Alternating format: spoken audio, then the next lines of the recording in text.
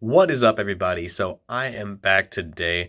I'm going to actually be reviewing Ares, which I believe is also Mars in Roman mythology. So I'm very excited about that. um, very excited.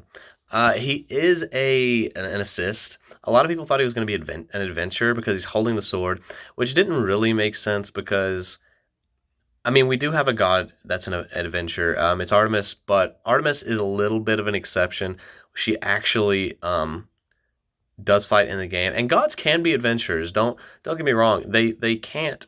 I believe the thing is they can't enter the dungeon or use their divine powers on Earth, but they can fight. I think. I still think they're allowed to fight. So gods could potentially be um adventures in the future. Don't correct me if I'm wrong. I could be wrong.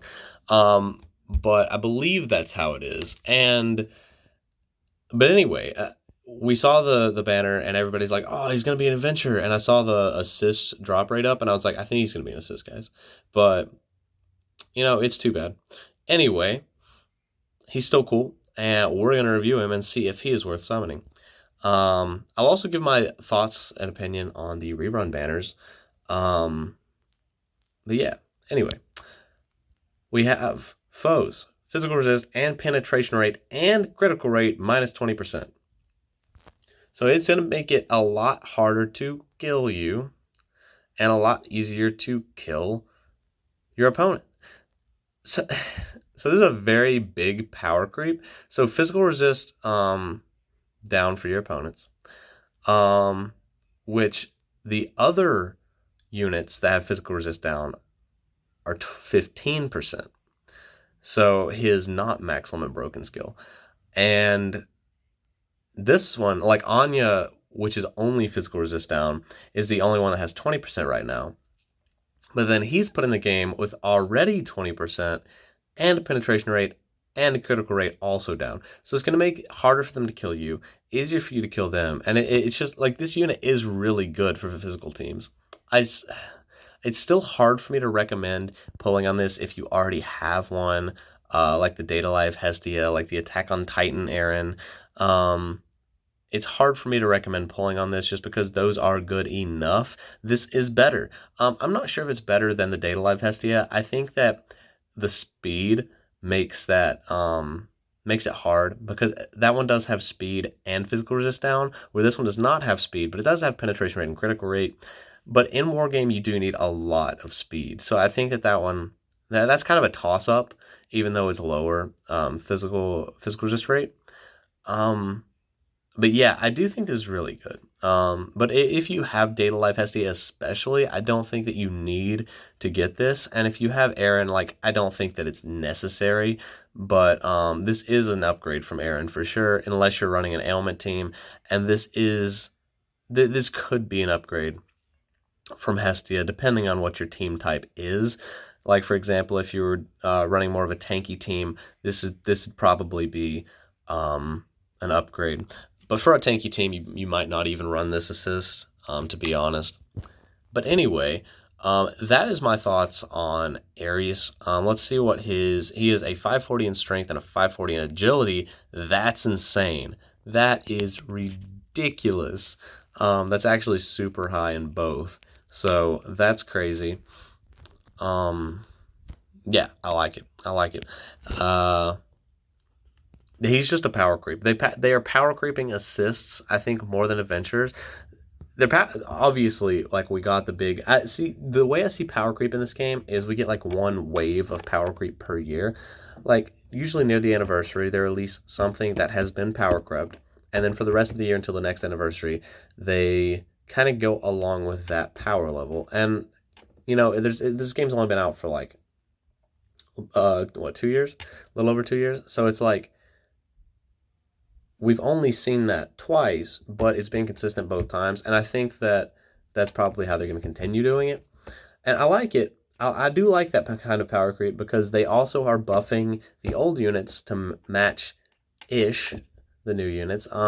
They still fall a little behind, but they'll keep up now. So anyway, that leads us to the buffed Rerun movie banners. And this is the second time these have been reruns. This is the third time these have been on banner. Which is insane. Like, I have every unit maxed except Lily, and I just only have one bond for Lily. Like, Lily is not going to get maxed. I'm like, should I pull on it to see if I get her? No. Because I'll 100% get Artemis or Belle, and there's no way I'm getting Lily. But let's see what the buffs are. I don't know if it'll show what's been buffed. No, it won't. Well, I'll go over the most notable things to me that I remember, and then you guys can look. There's a list out there of the buffs. It may be in the news, I'm not sure. But anyway, Bell got something that I think Bell needed. I was really confused as to why he only did magic resist, and he has now been upgraded to midlight physical attack with temporary strength boost and allies physical resist and magic resist plus 20% for 3 turns. So he's just been directly upgraded from magic resist to physical and magical. Same rate, 20%. Also, everyone's MP cost has gone down. Literally everything. I think every skill except for Welf's big skill, the revive skill, or save. I don't know what it does. The one that saves you. That's like 200 and something MP. I think that one wasn't lowered, but everything else, like on every character, was. I'm not sure what Lily's buff was. I know one of Lily's buffs was the strength plus 80%. It used to be a strength plus 70% on her third skill. And I don't know about other than that. And then Artemis, their base stats have been upgraded too. So Bell maxes out at 1606. Lily maxes out at 1478 with, them obviously being upgraded to more. I believe that is a bit of an upgrade.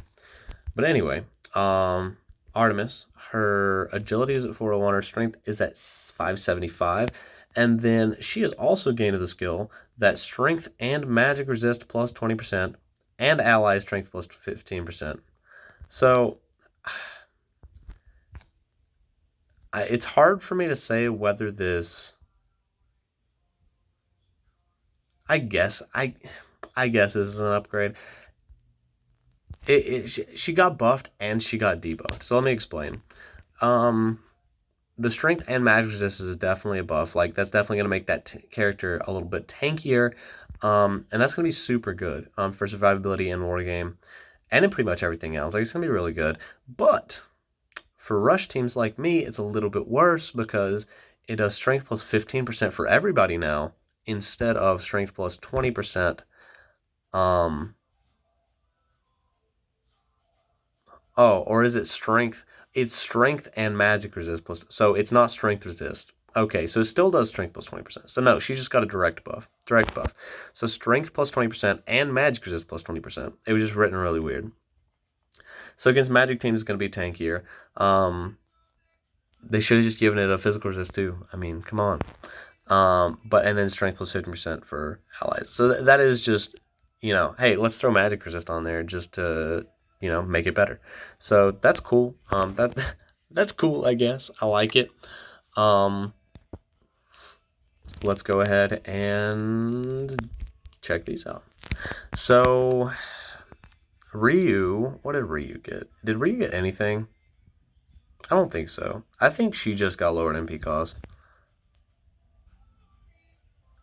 Yeah, I'm pretty sure she just got a lowered MP cost.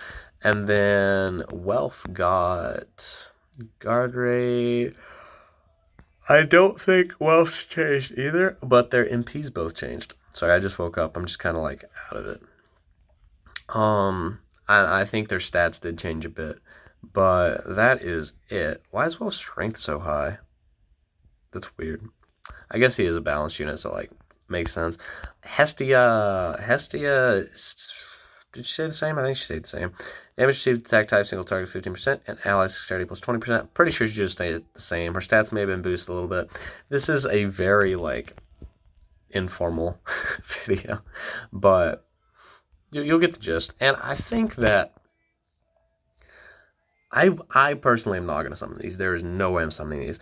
But I have every unit maxed except for Lily. I think that if you don't, I think that if you have at least two characters not max limit broken on one of these banners, like let's say if you have two characters at least +3,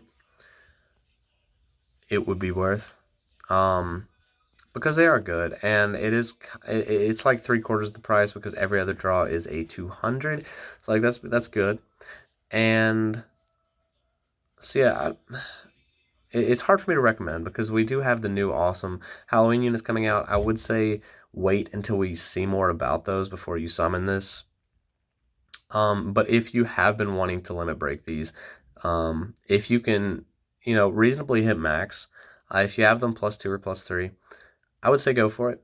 I did on the last rerun. I did some pulls. I got really lucky. I got, everything that I didn't have max. I got Ryu maxed. I got Hestia maxed.